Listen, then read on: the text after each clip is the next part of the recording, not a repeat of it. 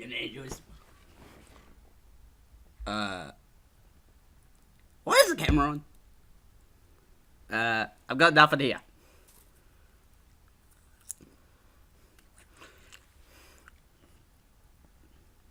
Okay, I've got popcorn. I've got popcorn here, people.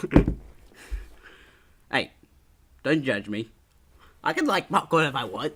Hey, yeah, you in the back. You in the back there. I see you.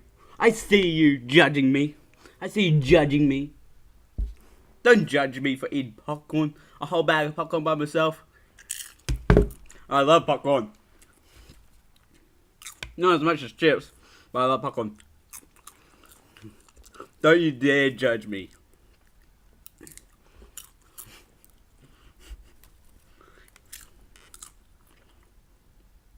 Why am I still recording? Why is it still recording? This is even supposed to be a video.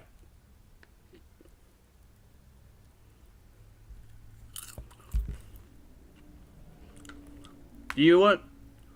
Far out. You want me to just play a game, don't you? Fine. I'll put my popcorn aside for you. Let me just grab the...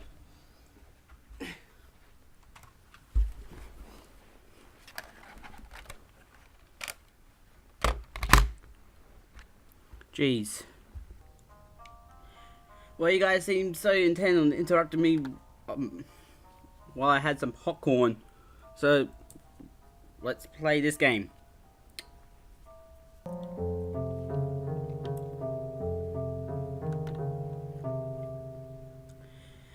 Hey guys, Mad Science here, and today I am playing Fallstreak. And this time with popcorn, because you interrupted me. Anyway, let's get into the story. So last episode we saw the death of Amene, but yet somehow we still got more history to learn.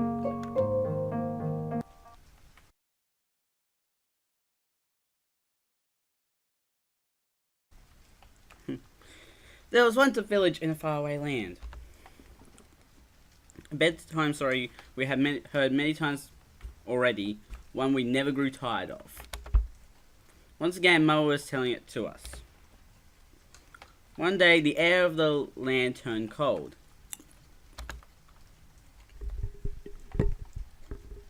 Winter, a time of scarcity in which the sky and earth slumbered. Having never experienced the winter's chill before, the villagers did not know what to do. And so they decided to send a messenger to the heavens to ask for guidance. The rainbow crow, a bird with big, beautiful feathers that shone like prisms, offered to make the long journey. Okay. That's a bit odd. It braved the cold, harsh winds of winter until it reached the heavens, where it was rewarded with the gift of fire.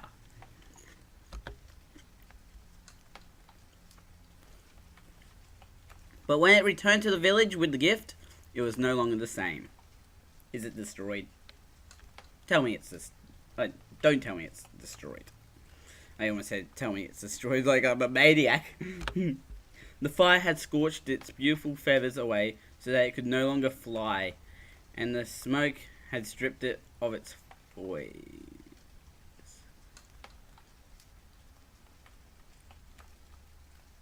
Hold on.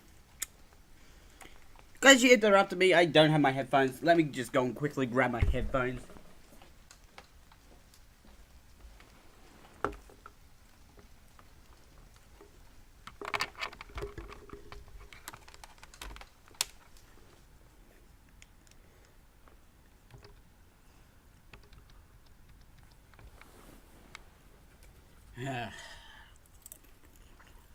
So, they could no longer fly.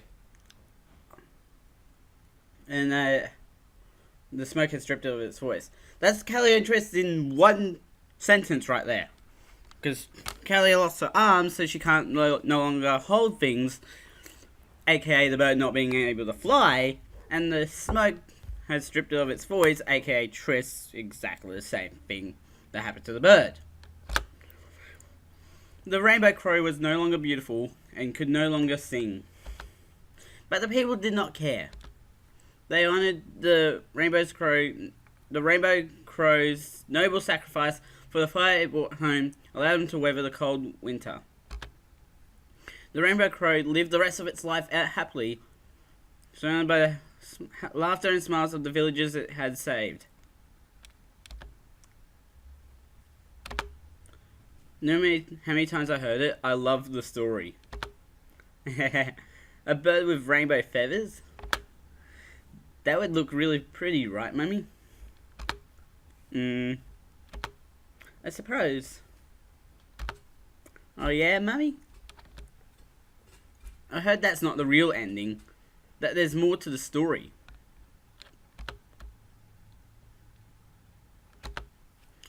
You know what happens, right, Mummy? Tell us, tell us! I also wanted to hear.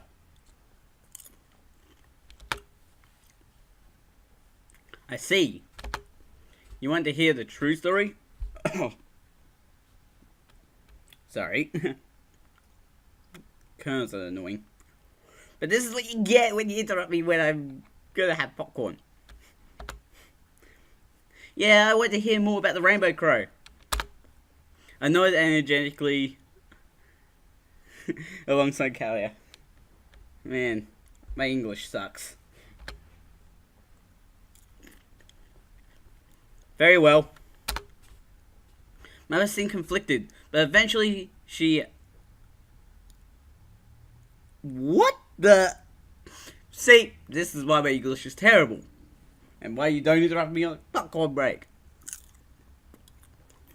But eventually she... Acquiesces? Or whatever that word is. The truth is, the rainbow crow had a child.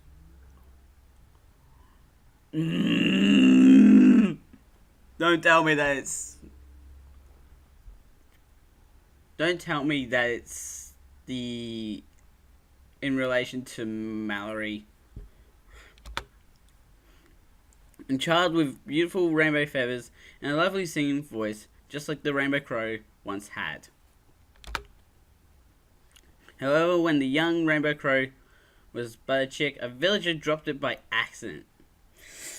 Oop! Butterfingers! You've been eating too much popcorn!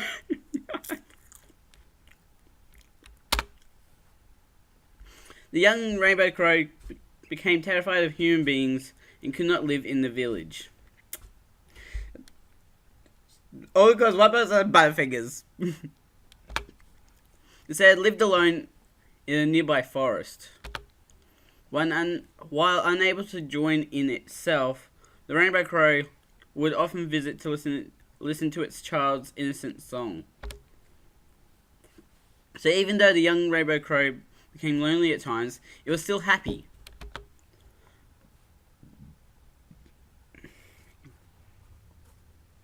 One day, a poor abandoned child wandered into the depths of the forest and heard the young rainbow crow's song. Even though the bird was scared of human beings, it took pity on the starving child. So it pecked off one of its beautiful, priceless feathers and gave it to the child. The child brought it back to the family that had abandoned him. Please, they let him live with them again. I do not want... This story is going to go dark. Yep. However, upon hearing of the story, countless people rushed into the forest, one after another, each telling the young rainbow crow of how poor and unfortunate they were. It tried to do something nice! This is why you don't trust people sometimes, because messages get out, and you just have everything taken away from you.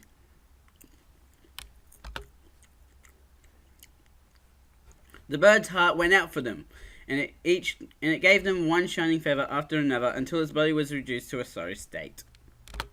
Without any feathers, the young rainbow crow could no longer fly and find food. Then winter came. The cold and hunger caused even its beautiful voice to become rough and hoarse. It was as it shivered in the snow that the child from before appeared in front of it. The child told it that he was searching for a beautiful bird with a lovely singing voice in order to repay his debts. The young rainbow crow was overjoyed. "That was me," it croaked. The hell? This bird can talk? Oh my god. That is going to be the creepiest thing. "Please, would you not keep me warm in your chest?" But the child took one glance at the ugly featherless bird and called it a liar. Yeah.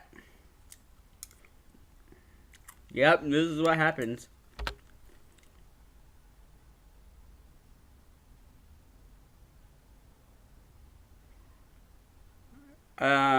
Cutting down the bird, the child cooked it over a fire and ate it before continuing on his quest. Yum yum rainbow bird! You just ate the bird that helped you. Like that, it's twist of fate. You help everyone and then you die.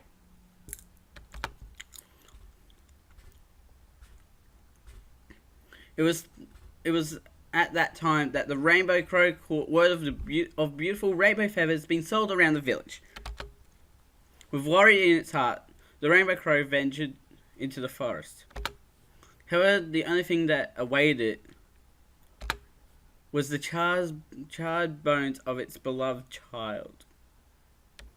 The rainbow crow could not forgive what the villagers had done to its dear child. In rage and grief, the rainbow bird swallowed the gift of fire from the heavens.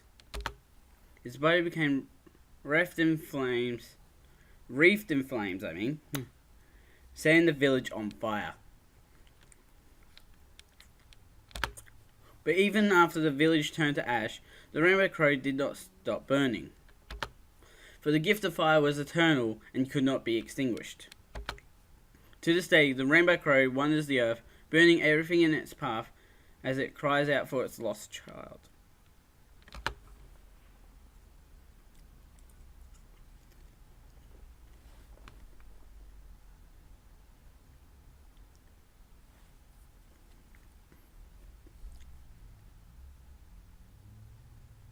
Oh, we got a clock. Lenny thinks it's weird too. Auntie usually comes around now.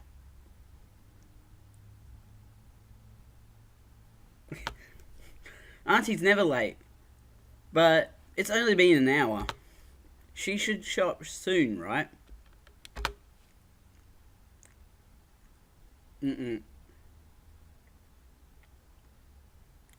Huh? Daya thinks Alouette looks tired. Alouette can't sleep. It's been days since Auntie came. Oh no. Alouette's worried.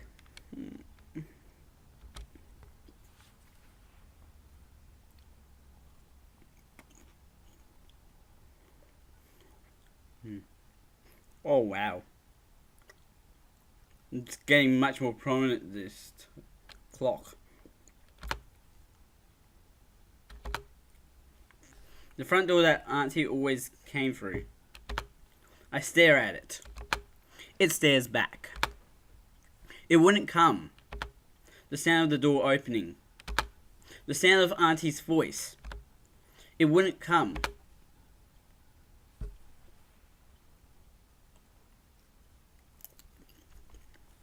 Auntie? Auntie! No more. I can't take it anymore. I throw open the door. I run into the mist. Auntie, where are you? Where are you? No matter where I go, I don't go anywhere. No matter what I see, that no one's there. No. I can't let the mist win. Alouette wants to go there. Alouette wants to go where Auntie is. I picture it in my head. Auntie's house. Even though I hadn't been there in a long time, it was clear. The reason it was clear was because it was right before me. Yes, right before me. I close my eyes, I throw open the mist. Closing my eyes, I throw open the mist. Okay. The sound of the door opening. Jeez. Alouette is cranky. Auntie! Auntie! I run through the house and call out for her. Man, it's hard. It's hard to do a voice for her. Where? Where are you, Auntie? I checked the kitchen. I checked the bathroom. But Auntie was nowhere to be found. Sleeping. Auntie must be sleeping. I throw open the door and go into her room. Dude! Alouette is just charging through the house. But Auntie was nowhere to be found. Where did you go? I pull out the drawers, look under the bed. But Auntie was nowhere to be found. The closet. She must be up there.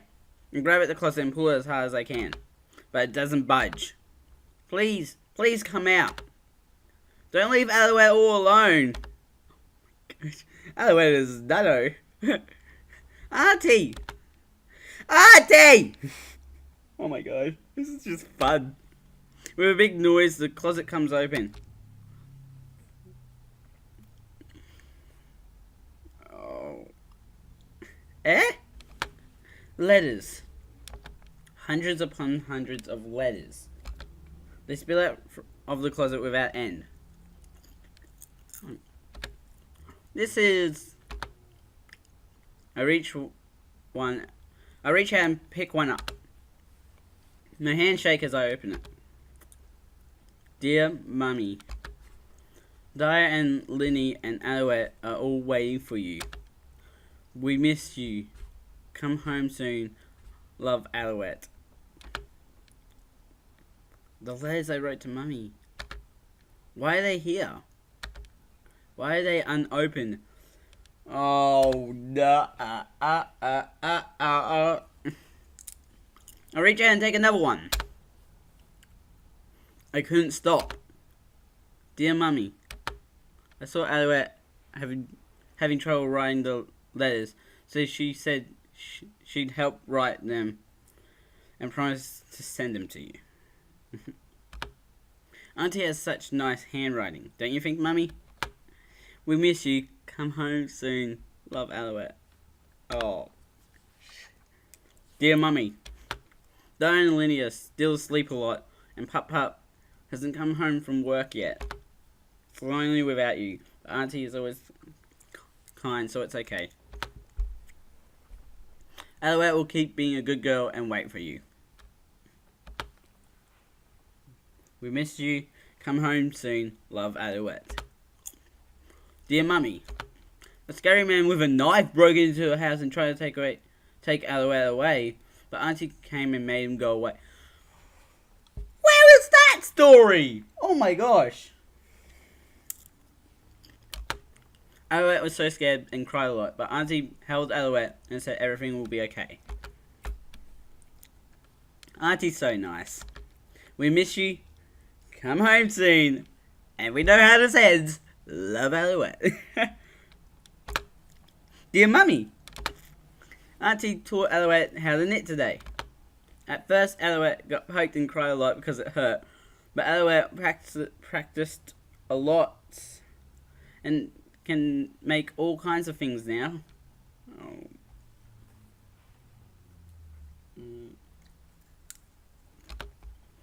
Alouette made blankies for Di and Linny, and they like it a lot because they're dead. Alouette also made blankies for you and Pup. They're real snuggly. And we know how this one ends. We miss you. Come home soon. Love, Alouette. I really want to see one where it's like something is a bit off about it. As I read the letters, the world turns blurry. It becomes hard to read. Mummy, Auntie taught Alouette how to bake bread and cook soup. Auntie and Alouette cleaned the house together. Auntie. In every single one of the letters, Auntie was there. She's always been there. Caring for me. Looking after me. Hey, Mummy. Where is Auntie? We're supposed to wait for you together. So Alouette needs to find her. The world's so blurry. Oh. I can't see anything. I apologize, but these sounds are what you get for interrupting my popcorn break.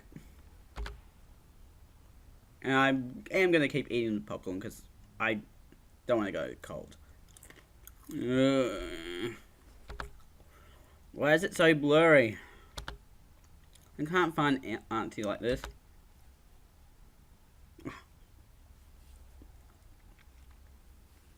Huh? A letter. Different from all the others. I reach out for it. Oh, we're gonna get some juicy stuff, Alouette. to Alouette. Oh, this is. Is this the one that Auntie wrote? Amene wrote as Mallory to calm down Alouette. For some reason, it really scared me. But I had to look. If it helped me find Auntie, I had to. Dear Alouette, if you're reading this, you've already made the first step. Even though the world outside is frightening and boundlessly cruel, it is also unspeakably beautiful. Unspeakably beautiful. More than anything, I wanted you to step out into that world. I'm sorry, but I won't be able to be by your side anymore. Know that I'm proud of you, though.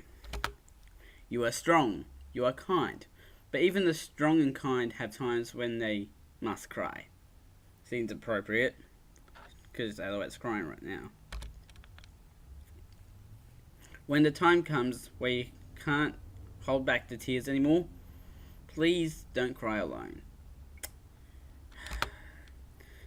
No one else may be able to understand, but that's okay. Orchune, Kalia, and Triss, they're your family as well. They'll be there for you.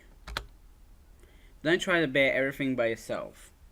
Yeah, this is Amene writing to Alouette.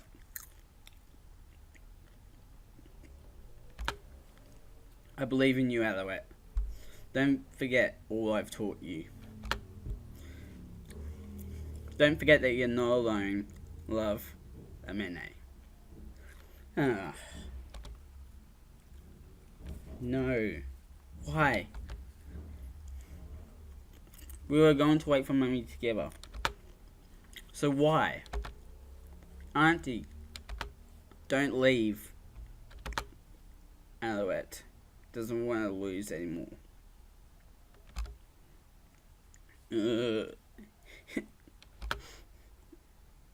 Alouette? They come into the room. I couldn't see who because the world was blurry. But I knew one of them was Uncle Orchune from his voice. Hey. Please tell Alouette, where is Auntie? Alouette can't find her. Please tell Alouette. Orchune doesn't answer. Oh, jeez. Instead, he hugs me. Oh. He was crying. No. Why won't you tell Alouette? Oh!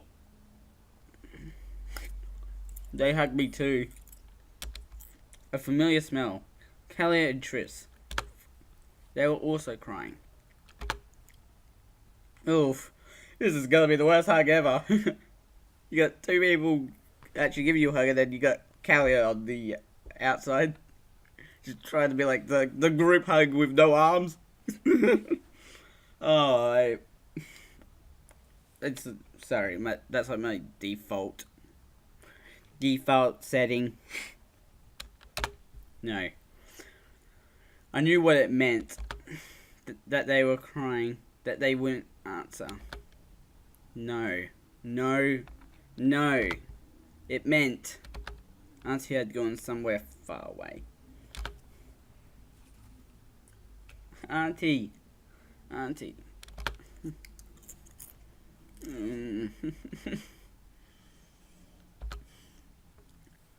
Ah!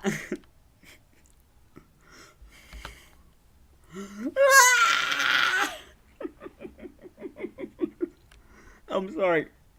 Not a good time to be doing this. Because I got stuff stuck in my teeth.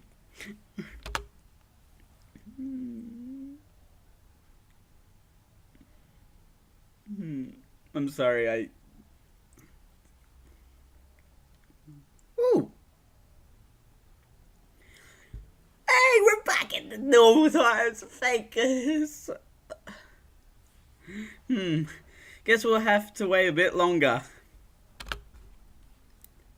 That's strange. I'm pretty sure this is the right time. Hey, Noetta! Hey! Back with my favorite character.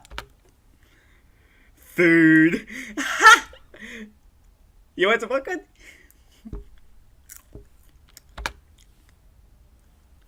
If it gets garden.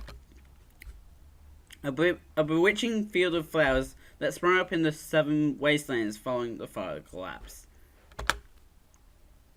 What the heck, Daddy? Where's the food? I hope you're not talking to me.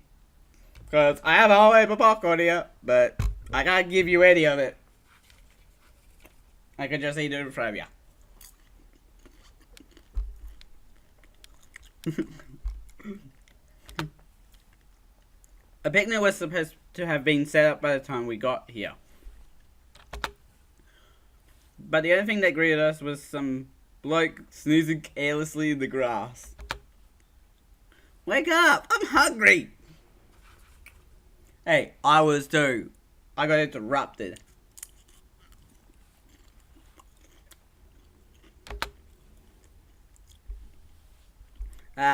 What's going on? Hey, sleepyhead! The bloke mumbles bitterly as Kelly's fussing awakens him. Where's the food? You can't have a birthday picnic without food. Oh.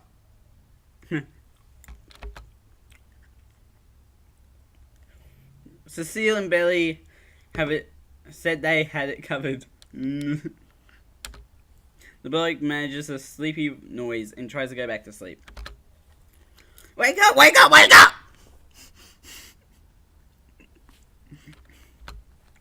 We didn't come all this way to watch you sleep, bozo!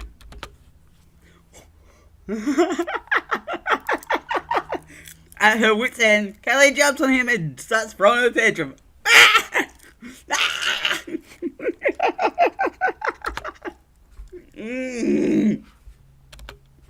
Watching Lirit, a man that always had bandages wrapped around his hands. According to Papa, he was a talented engineer, but he didn't exactly give off the most reliable of impressions. Because his hands were burnt by the fire collapse. Don't you think that would be a possibility? His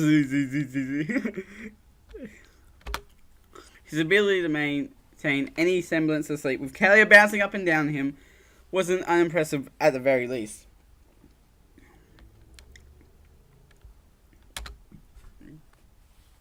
Hey Tris, help me out here, would you? With an exasperated huff, Tris kneels down next to the prone orchard. He sticks his pinky in his mouth and gathers saliva on it. Oh my god, what is with people sticking fingers in mouths around here? Last time we had that happen, that was on Doki Doki. Then he unceremoniously jams it into the poor chap's ear. Wet Willy! Wet Willy!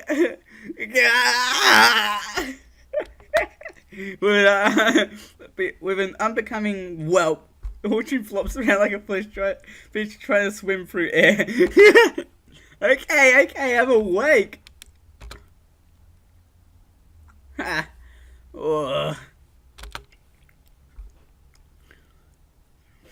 Stretching his limbs, he lets out a big yawn. Holy smokes. How long did I sleep for? He's staring up at the sun in disbelief. He rubs his eyes as if convinced they were somehow failing him. Don't tell me you didn't get the picnic cloth, Orchard. We turned to find Papa and Miss Faye approaching with baskets full of food and drink in hand. You had one, Orchard. You had one job, Orchard. One job. Enter this into the one job memes! And the easiest one of that. Yeah. About that, I thought I had the time to take a quick nap since it was such an easy job. Dude, I've done that before. Take a nap, end up sleeping 3 hours, and you're just like, what the hell happened to time?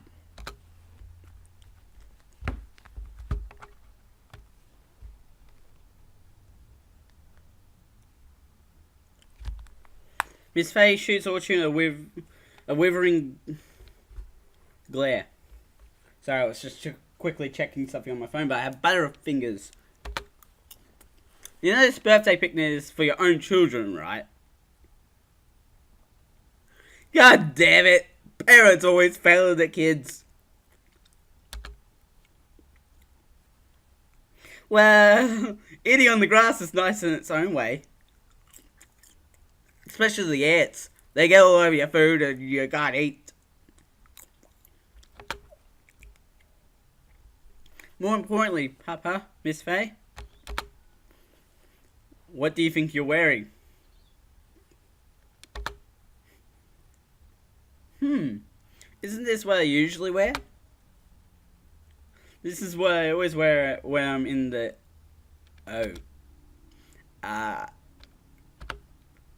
The words trail off as they realize what I'm getting at. Graves looks so clueless at times. Why are you wearing your work clothes to a picnic? God damn it! Adults have it hard! At least I'm dressed properly, bubs. Jeez, can't you do anything right? You guys are supposed to be adults. Adults is dumb. Everyone makes mistakes now and then.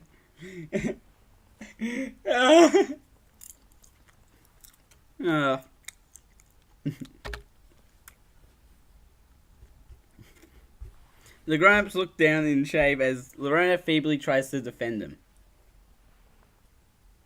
him. Anyways, what's on the menu? I'm famished. I tug at Papa's sleeve to get him to lower the picnic basket. There's only drinks in this one, actually.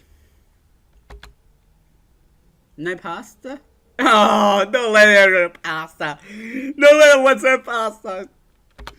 Noelle peers into Miss Faye's basket with a dejected expression. What? Is this curry? This is supposed to be a picnic, Miss Faye. Why would you make curry? Well, don't you think the sandwiches are just so generic? There's always the sandwiches at the birthday parties. I I tried to think of what else you could eat with bread instead. And I ended up with curry. Oh. Oh my god.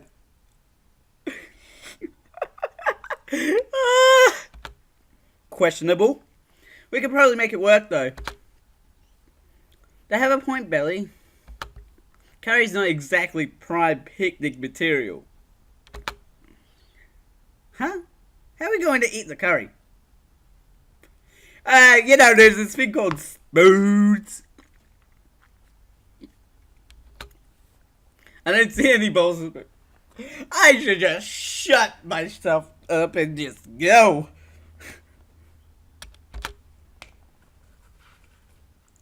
Oh no, I must have left a basket of tableware at home. Oh, great.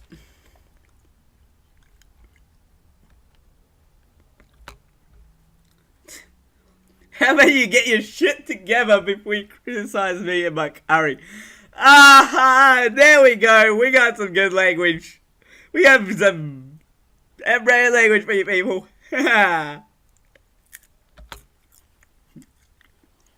Wow. She's so defensive. So defensive. Defensive. Are you kidding me? The heck is this? Can anything else possibly go wrong with this picture? With this picnic? How did that work either way? What? What is it now? Okay?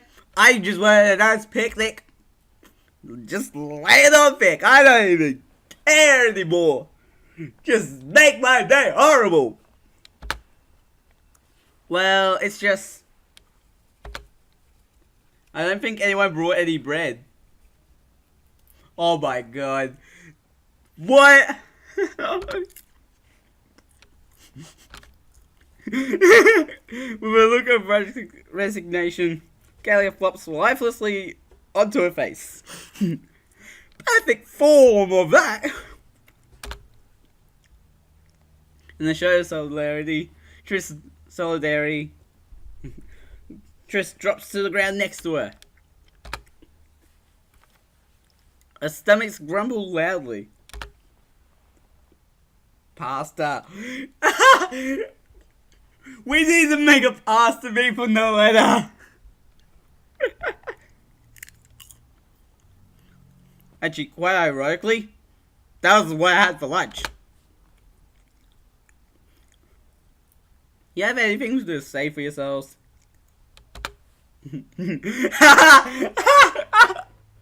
Useless adult. Perfect. This is just perfect. Not even Lorena is incapable of defending them anymore.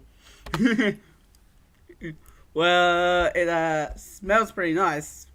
So there's that.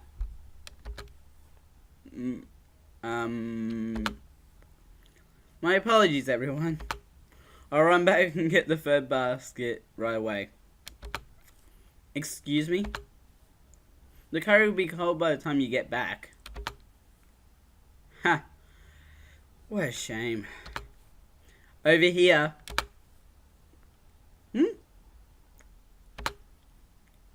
It's Brestle! Hey! Brestle! Brestle with the win? Everyone turns their attention to Brestle. Apparently he had towed up to us at some point. Is that a picnic basket? Grasped within Brestle's hands was a shining symbol of hope. Uh-huh. I got back just as Cecile was leaving and saw this, so all the bowls and utensils and stuff. Yeah! Ah! Pasta! Yes! No lady gets her pasta! You even brought napkins. Just what we needed. You're so thoughtful, Brestle. Nice save, Brestle. Yep. I did pretty good, huh? Brestle swells up with pride at all the praise that comes his way. It was pretty heavy too, so I'm glad I... Hello! Ed is here. Really? Alouette made a pun? Using her name? That's impressive. This mouth-watering smell. Could it be? No! Oh, I didn't say no letter. That's why I laughed then. Alouette brought bread! A steaming basket with an aroma so appetizing it was unfair. It was unfair. It was unfair. It was nestled in Alouette's arm. That's grammar. Bread. Alouette brought loads of bread. What? Ah! Smells good. What's with this face? The lady's making a serious face when she says smells good. Is this her sniffer face? You even brought a picnic cloth. Just what we needed. You're so thoughtful, Alouette. Alouette knit it. Alouette made the bread too. Oh. Really? This cloth is so well made. I didn't know you... I accidentally pressed V. I didn't know you knew how to knit. No save, Alouette.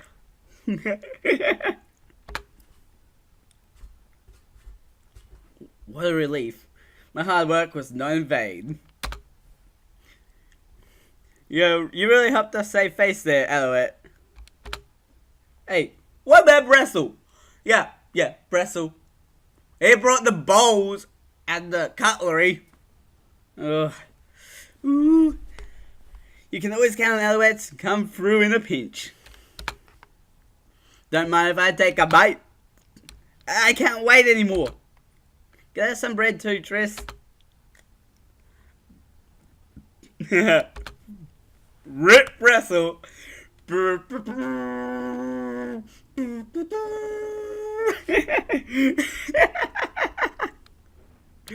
Rest in pepperonis. Your time in Spotlight was short-lived. Yeah. Now, I will remember the moment. Cheer up.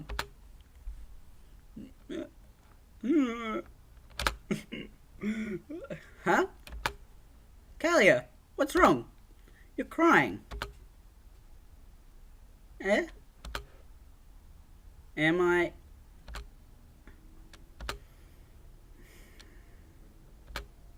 Upon closer inspection, both Orchard and Triss had tears in their eyes as well.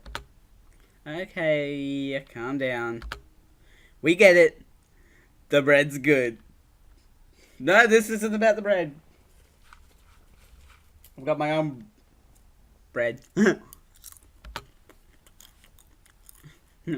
Don't mind me. Just something in my eye. Or onion cutting ninjas or something. Shoot. They know something's up. They know something's up.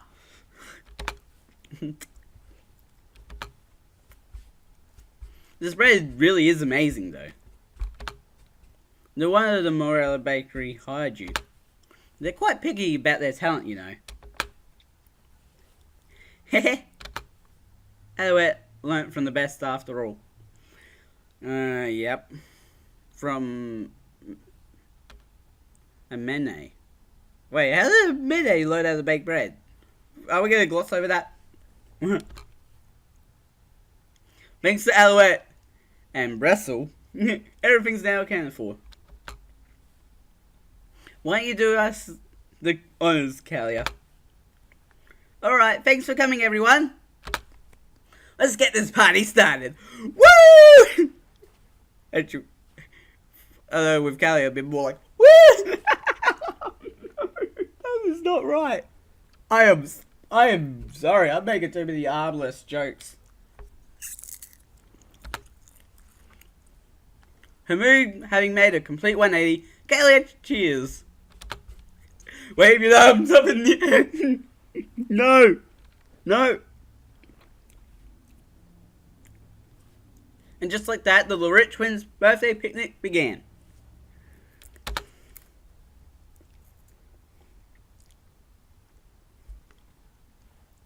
What did you put in this curry, Belly? It's amazing.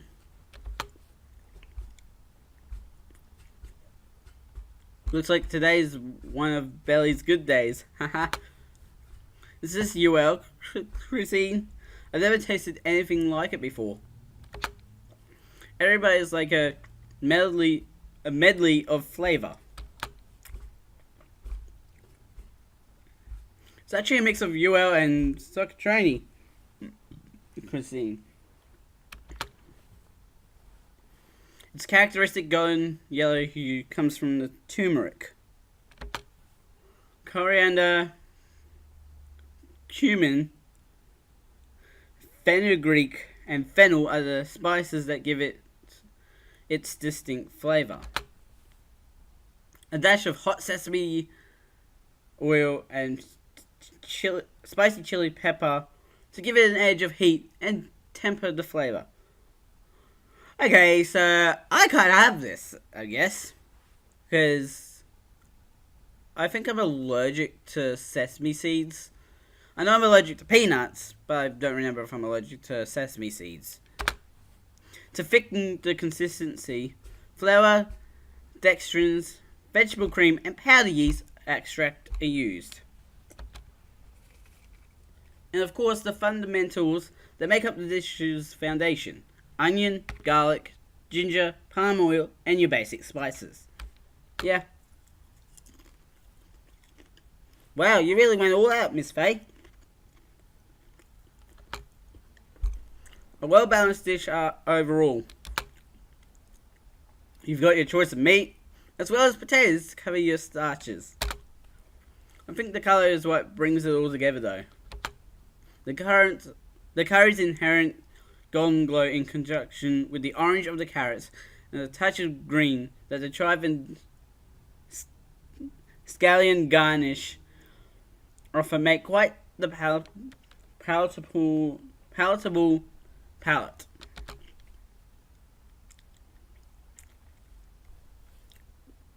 I can't help but feel there's more behind this taste though.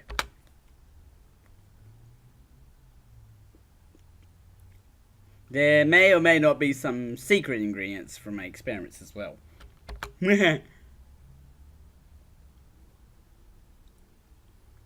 Is this really safe to eat? We'll see. Just everyone ends up being mutated monsters.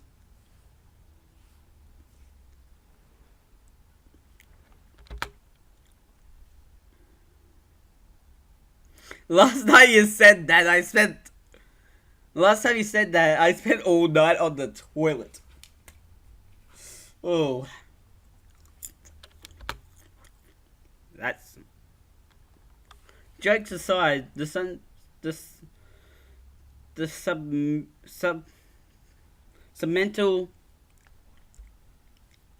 supplemental seasoning, I incorporated soy sauce and UL fish sauce.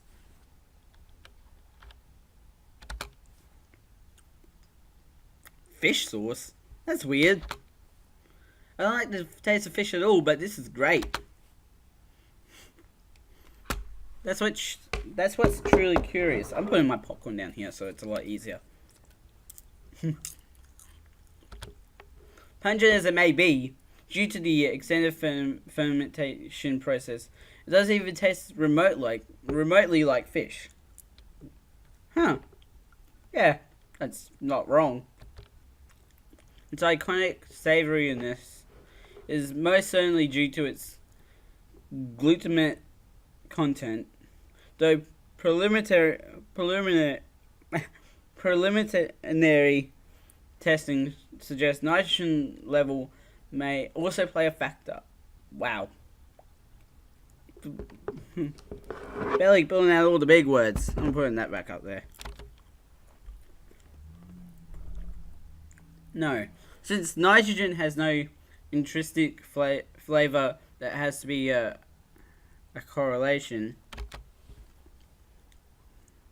You're doing it again, Belly. Earth to Miss Faye. Alouette was watching. Belly made it go pop. Pop, pop, pop, pop, pop. Better get an extra roll of toilet paper ready tonight. Poop jokes. You can... This game is for everyone. You got your classic toilet humor, and then you got your murder and your madness. And your human experimentation. Last time we ran out and I had to use my bandages. Yeah.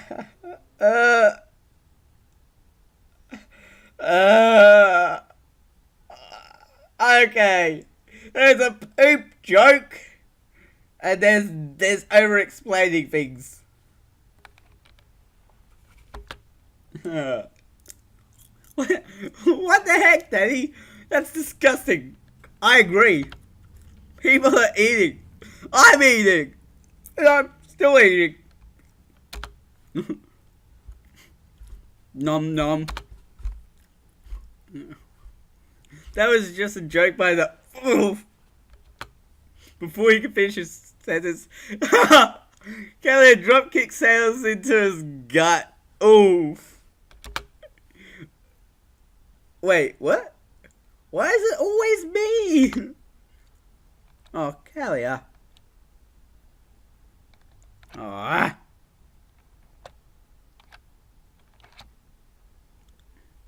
I'm making a mess on my own keyboard. Oh, Kalia, look what you going. Look, you've gone and made a mess again. Man. So on theme today, apparently. Popcorn. And making a mess. You're one to talk, Daddy. This is all your fault. Sorry, Lorena. It happens. Shit happens.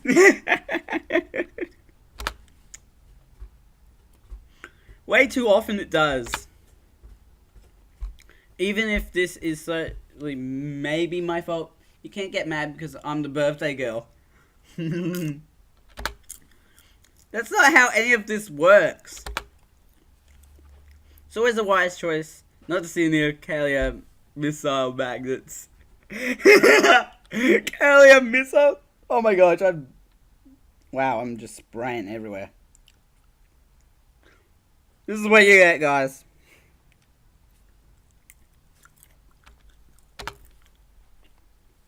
You put the pasta in your curry? You're so silly, Noletta. How is it? The pasta, I mean.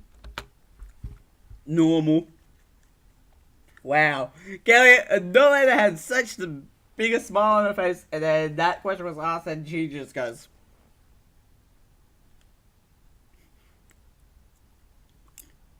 Normal.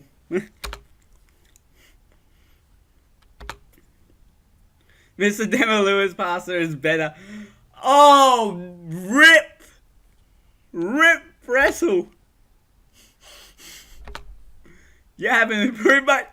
Oh my...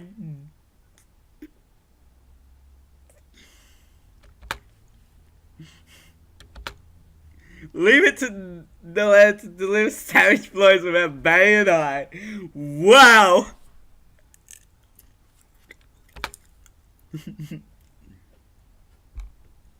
Perhaps you could try taking more risks in your cooking. You struck me as someone who would approach it conservatively, Bressel. To be fair, it takes a lot of mastery to make food like pasta stand out. It's easier to make complex recipes with many parts your own than something as simple as fundamental as pasta. Yeah.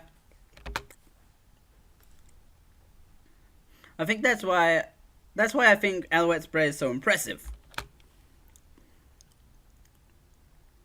Bressel needs to attack it. Just get in there and wrestle it. Pow, pow. This is my kitchen, bub. That's what Bressel has to do. Man, I love... man. I don't get it at all. Heh. Bathed in the warmth of each other's company, the 10 of us dig into our heart's content.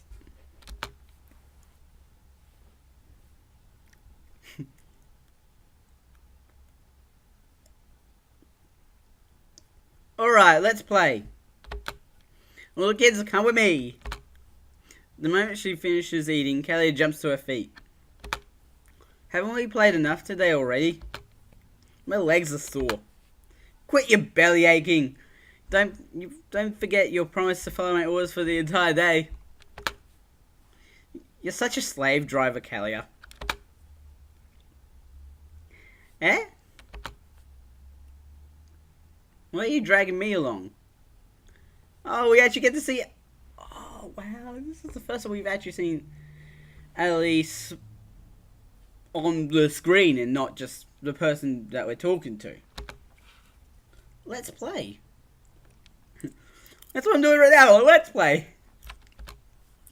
I'm tired. I had work all day. Oh, man. Oh, my God. Oh, my God. The letter just laid down the sick birds. Looks like Bressel turned into an old fogey while we weren't looking. Oh! What a shame! I don't want to be an old fogey. I'll go. Oh my gosh. Wow. It's so easy. So easy. Easy. Let's play! Let's play! That's what I'm doing now. I'll catch up once I finish this bowl. Make it quick, Aid. The kids romp off, leaving Alice and us adults behind. A lively Kalia is the way it should be. She's come a long way. Yeah, she's a strong girl.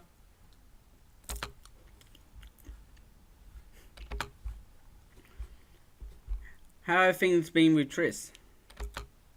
He's still avoiding you?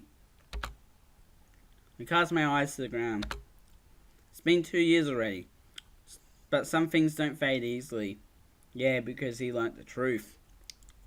About his mum. The Phantom of Minelost. Yep. After claiming Father and Amane's life, they had stopped killing and disappeared. Almost as if they had fallen off the face of the earth. Or down a well and left there to die. Just thinking about the fact that they had never been caught made my blood boil. I think Triss blames me. I think he blames me for not being able to protect his mother from that monster. If only Triss could talk, right? Then you would know what the answer is.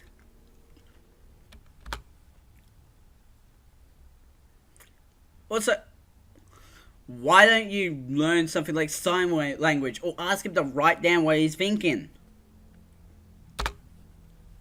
That's no good, Mr. Lirit.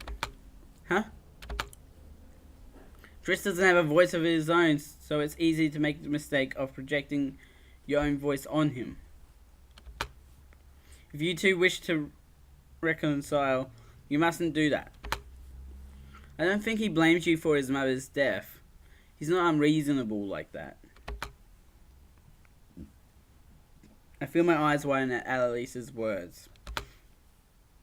Yes, you're right. Now I feel like a fool for being consoled by a 9-year-old. I reach out to pat Alice on the head.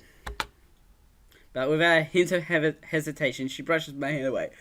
She's just like, nope, nope, boy, you don't get that. You don't give those hat pats. Alouette does. Let me make myself clear, since you seem to be misunderstanding something. I don't like you, Mr. Lirit. Oh my gosh. Really? You hurt Triss when he was at his lowest and needed someone the most. You trampled over him. I don't care how much you may have been hurting yourself. What you did was despicable. Annalise's words drove a wedge into my heart. Triss has every right to hate you. The only reason I said what I did was for Triss's sake, not yours. A cold and steely gaze, unbefitting of a girl her age, pins my voice to the back of my throat. Anyways, I've mellowed enough already. Bye. Having said her piece, Annalise leaves to join Kalia and the others. Ouch. She's right, you know. What you did to Triss was abuse. I know. What did Orchard do?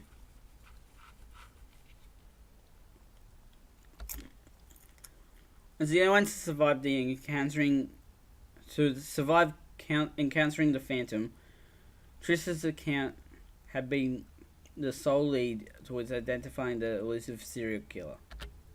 That's why, when the investigation hit a dead end, definitely literal there, I tried to coerce him into cooperating.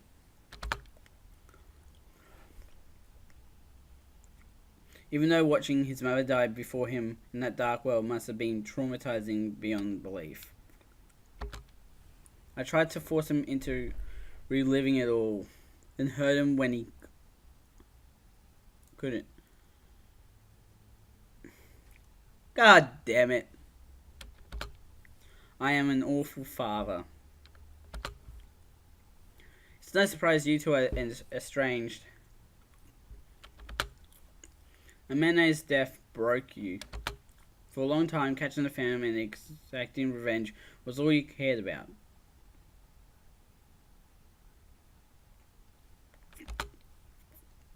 You were obsessed. Don't forget the part where he was a real insufferable asshole the entire time too. Man, barely allowed out all the M-rated words today. First we got shit and then we got asshole. Sorry about that. I really do regret it. I know it may be difficult to move on, but the case is cold now. Because the person that you're hunting is already dead. We might never be able to identify who the Phantom truly was. Just ask him. Give him some paper. Ask him to draw the person. Seriously. Ask him to just write something down. It's not that hard, people. Give us a paper and a pencil. That's why you need to think about what really matters. You never even properly apologized to Triss, have you? No. You've always been like this, Orchard. A coward. It's true. Everything they were saying was true. I know.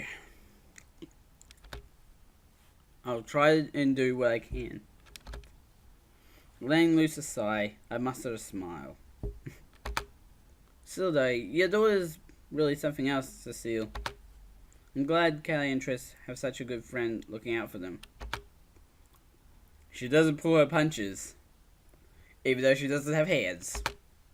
Indeed, it's quite troubling to be honest. I wish she would. I wish she would act her age more. Well, how are you supposed to act when you have no arms? It's just like, nah, miserable life. Got no arms. It's hard to believe she's only 9. Though, if she heard me say that, she'd probably sass me and say she's 9.5 or something. Usually she's nothing more than a precocious troublemaker that's too wily for her own good.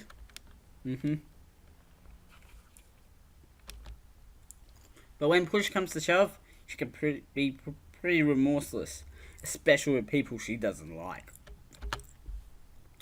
Oof. How does it feel knowing such a young girl absolutely hates your guts, Orchard? It makes me feel like all the evil in the world. Well, between Amene and Syrah, I think we're all more than used to being mercilessly exposed and toyed with. Syrah? Who's this character?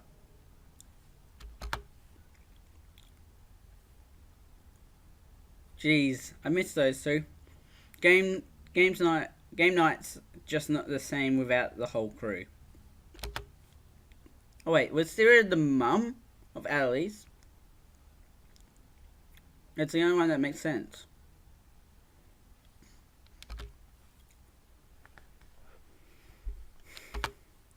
Well, crap. Didn't mean to kill the mood. Don't worry, the mood was killed by Amene so much earlier. I guess it'd be best if we changed the topic. Wait. There's something I wanted to talk about that I never got the chance to bring up before.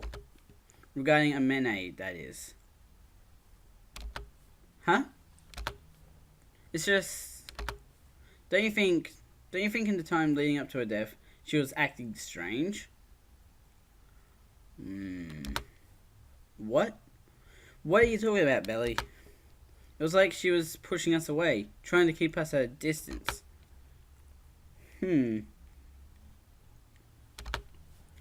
She did have this one time she seemed a little out of it. But other than that, she was her usual self. And I'm telling you, that was an act. What are you trying to say, Belly? Couldn't you just be overthinking things? No, I think Belly may be onto something.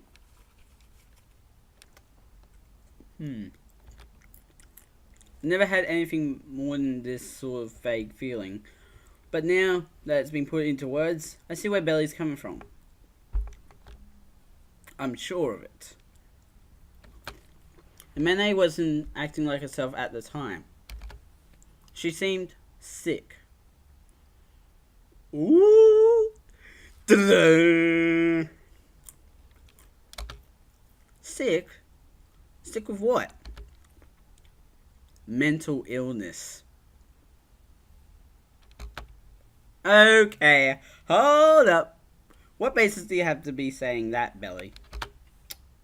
I don't have anything concrete, but that one time she seemed a little out of it, you were saying before? She was acting suicidal, wasn't she? Belly's quiet words knocked the breath out of my lungs. My expression must have given the answer away, because Belly grimaces. Damn it, even suicidal ideation? So many signs and symptoms, yet we didn't do a damn thing. No, she wasn't like that. She told me everything was okay after that, and she went back to her normal self. I can't believe you. You didn't understand a single thing about her.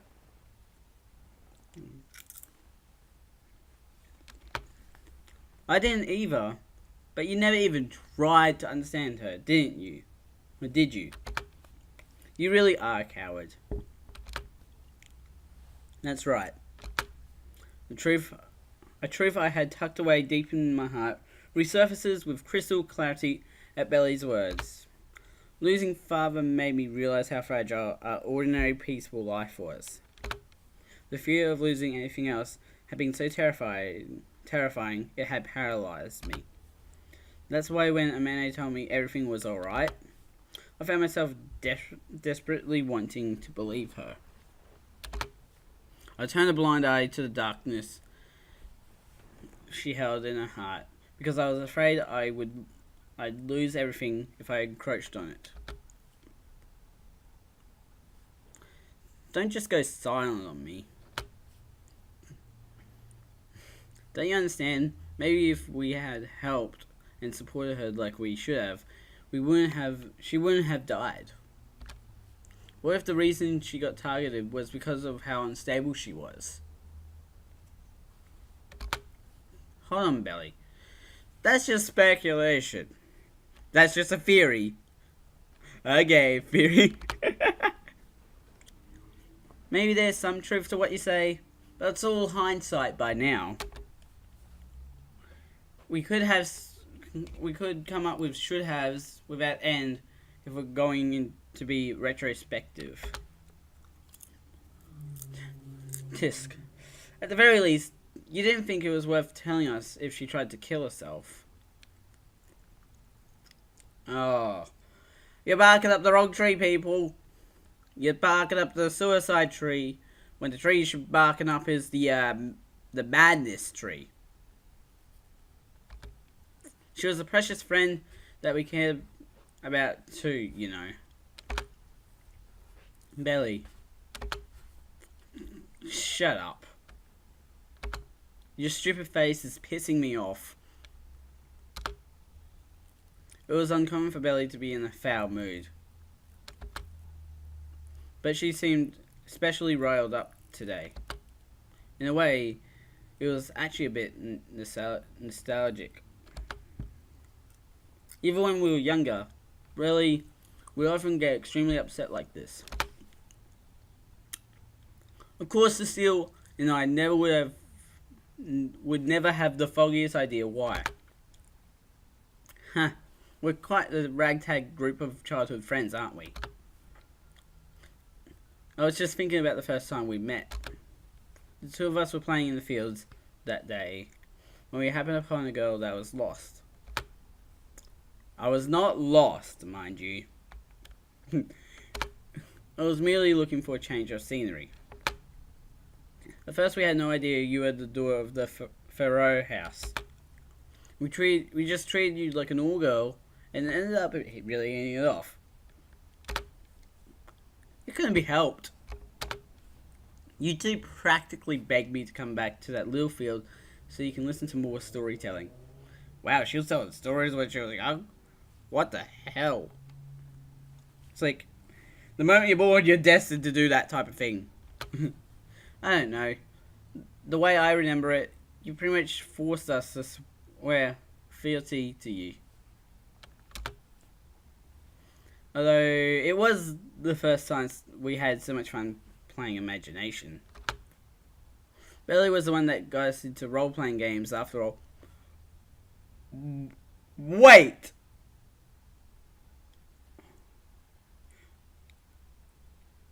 Did we just get better? Role-playing games? What?